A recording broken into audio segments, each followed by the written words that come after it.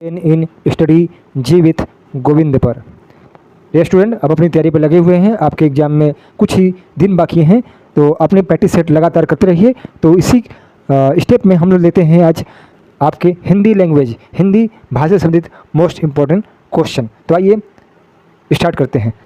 आपसे रिक्वेस्ट है कि इस चैनल को लाइक जरूर कीजिएगा, और यदि आपने अभी तक सब्सक्राइब नहीं किया सब्सक्राइब कीजिए, और अपने फ्रेंड सर्कल में जो बच्चे NCT ITP 4 ईयर B.Ed की तैयारी कर रहे हैं उनको जरूर से शेयर कीजिएगा। तो आइए पहले क्वेश्चन पे बढ़ते हैं। सभी लोग फटाफट आंसर क्वेश्चन का दीजिएगा। पहला क्वेश्चन आपके सामने ये है कि समास के कितने पद होते हैं, 1, 2, 4 या 5। तो आपको आंसर देना है कि समास के कितने पद होते हैं। आपको 3 से 4 सेकंड मिलेंगे उत्तर देने के लिए, तो कमेंट आप लोग कीजिए। तो चलिए आइए इस प्रश्न का उत्तर देखते हैं। ऑप्शन नंबर हो जाएगा बी, समास के 2 भेद होते हैं या 2 पद होते हैं, 2 भाग होते हैं। कौन कौन से होते हैं वे देख लीजिए। एक होता है पूर्व पद और एक होता है उत्तर पद।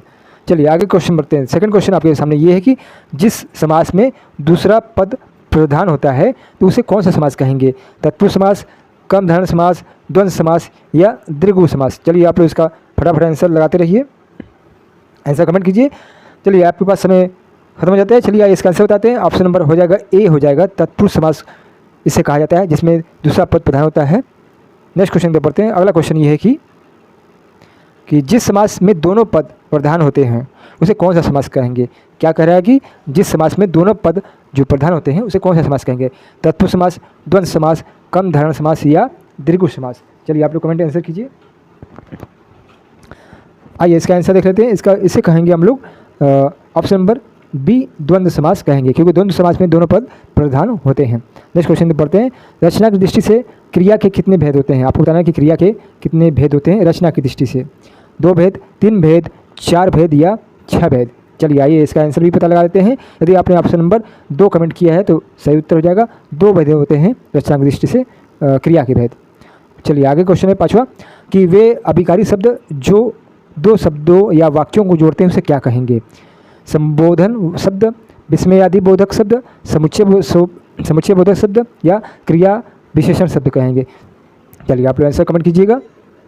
चलिए आइए इसका आंसर जान लेते हैं। इसका आंसर हो जाएगा ऑप्शन नंबर सी, हो जाएगा, उसे कहेंगे समुच्चय बोधक शब्द। अगला क्वेश्चन ये है कि जब कर्ता एक क्रिया समाप्त कर उसी क्षण दूसरी क्रिया में प्रवृत्त होता है तो पहली क्रिया क्या कहलाती है। जितने भी आपसे क्वेश्चन इसमें प्रैक्टिस पे करवाए जा रहे हैं सारे क्वेश्चन आपके एग्जाम में आने वाले क्वेश्चन हैं। तो क्वेश्चन का अर्थ ये है कि जब कोई सब्जेक्ट या कर्ता एक क्रिया समाप्त करके उसी क्षण दूसरा क्रिया प्रारंभ करता है तो उसे क्या कहेंगे। तो आपको पता होना चाहिए कि उस क्रिया को कहेंगे हम लोग पूर्वकालिक क्रिया। ऑप्शन नंबर सी इसका राइट हो जाएगा। चलिए आगे बढ़ते हैं।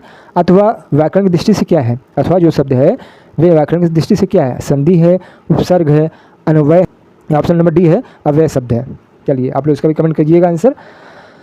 चलिए इसका आंसर आपको बताते हैं। ऑप्शन नंबर डी हो जाएगा, उसे कहेंगे अव्यय शब्द। अगला क्वेश्चन आपके सामने है कि अंकुर का पर्याय बताना है। पर्याय मतलब पर्यायवाची शब्द बताना है। अंकुर का नवविध, अंकवार या अवयव या अंगार धानिका। चलिए आपको अंकुर का बताना है, पर्याय क्या होगा। सही उत्तर हो जाएगा ऑप्शन नंबर ए हो जाएगा, उसे कहेंगे नवोभेद। नवोभेद अंकुर का पर्याय है।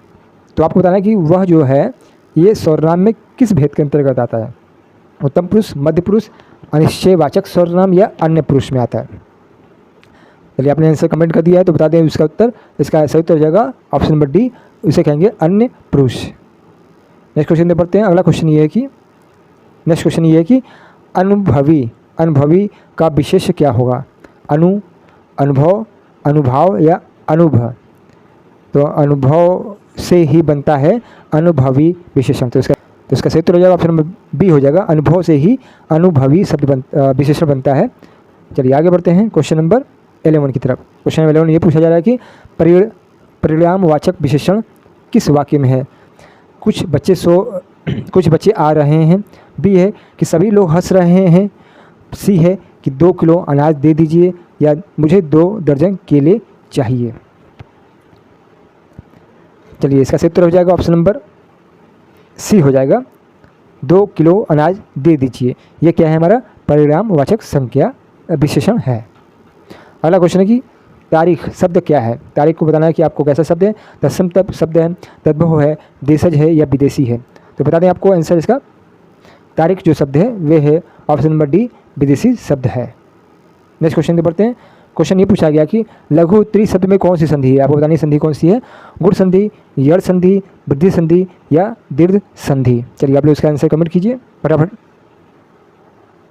चलिए इसका आंसर सही हो जाएगा, ऑप्शन नंबर डी हो जाएगा, दीर्घ संधि है लघु त्रि में। अगला क्वेश्चन पे पढ़ते हैं।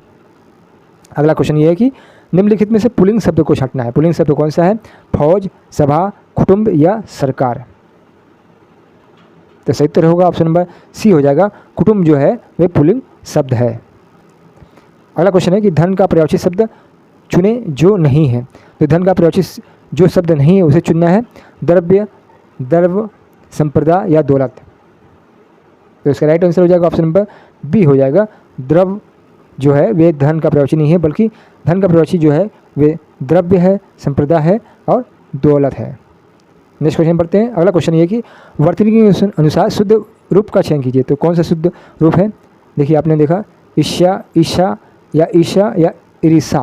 तो देखिए सब देखने में आपको लगेगा सब सही है, लेकिन आपको उसमें शुद्ध रूप चुनना है। तो जो इसका सही उत्तर होगा, आपने यदि कमेंट किया है ऑप्शन नंबर ए, तो ये राइट हो जाएगा। ईशा ऐसे ही लिखा जाता है, तो ये शुद्ध रूप है, बाकी आपके जितने भी हैं शब्द वे गलत हैं। चलिए आगे बढ़ते हैं क्वेश्चन नंबर 17 की तरफ। किन ध्वनियों को अनुस्वार कहा जाता है। ऑप्शन ए है कि स्वतंत्र स्वर के बाद आने वाली नासिक के ध्वनियों को, स्वतंत्र रूप से उच्चारित ध्वनियों को, या स्वर के साथ आने वाली ध्वनियों को, या व्यंजन के बाद आने वाली ध्वनियों को। तो अनुस्वार किसे कहा जाएगा। ऑप्शन आपने पढ़ लिया है तो कमेंट कीजिए आंसर। चलिए इसका उत्तर ऑप्शन नंबर ए हो जाएगा, स्वर के बाद आने वाली नासिक की ध्वनियों को ही अनुस्वार कहा जाता है। अगला क्वेश्चन चलते हैं। क्वेश्चन ये है कि शुद्ध वाक्य का चयन करना है। शुद्ध वाक्य बताना है कौन सा है। मैं अनेक विद्वानों से मिला हूँ, मैं कई विद्वानों जनों से मिला हूँ, मैं बहुत सारे विद्वानों से मिला हूँ, या मैं अनेकों विद्वानों से मिला हूँ। तो आपको बताना है कि शुद्ध वाक्य इसमें कौन है। चलिए आपको हिंट भी दे दूँ कि अनेकों नहीं होता है, शब्द अनेक होता है। ठीक है, तो ये ऑप्शन नंबर डी गलत हो जाएगा। अब आपको बताना है कि ए बी सी में से कौन सा सही होगा। तो इसका सही उत्तर होगा ऑप्शन नंबर ए हो जाएगा, मैं अनेक विद्वानों से मिला हूँ, यह शुद्ध वाक्य होगा। आगे बढ़ते हैं। क्वेश्चन नंबर 19 है कि हिंदी भाषा की लिपि बतानी है। रोमन है, फारसी है, गुरुमुखी है या देवनागरी है। ये तो आपने पढ़ते आ रहे हैं हिंदी भाषा की लिपि, तो इसका सही उत्तर आपने चूज किया होगा डी, तो सही है। देवनागरी जो हिंदी भाषा की लिपि है, रोमन जो है अंग्रेजी भाषा की लिपि है, फारसी उर्दू की है और गुरुमुखी जो है वे पंजाबी भाषा की लिपि है।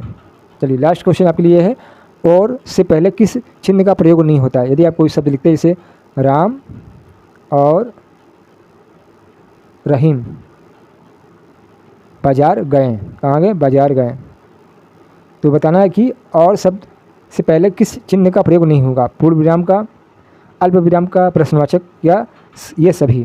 तो देखिए पूर्ण विराम तो लास्ट में लगता है, अल्प विराम यहाँ कहीं नहीं लगेगा, प्रश्नवाचक चिन्ह भी नहीं लगेगा। तो ये जो ऑप्शन नंबर डी है ये सभी, और से पहले किसी प्रकार का चिन्ह नहीं लगता, ये ध्यान रखिएगा। और यदि शब्द कहीं आए तो उससे पहले किसी प्रकार का भी चिन्ह नहीं प्रयोग किया जाता है। तो देखिए ये आपके हो गए 20 क्वेश्चन मोस्ट इंपॉर्टेंट, जो आपके एग्जाम के पॉइंट ऑफ व्यू से मोस्ट इंपॉर्टेंट है। यदि अभी तक आपने हमारे चैनल को सब्सक्राइब नहीं किया, सब्सक्राइब कर लीजिएगा, और हमारे व्हाट्सएप चैनल से भी जुड़ सकते हैं, जिसका लिंक आपको डिस्क्रिप्शन में मिल जाएगा। इसके अलावा टीचिंग इंस्टीट्यूट और जनरल टेस्ट के रिलेटेड वीडियो भी देख सकते हैं, जिसका लिंक आपको डिस्क्रिप्शन में मिल जाएगा। तो मिलते हैं नेक्स्ट क्लास के साथ प्यारे बच्चों।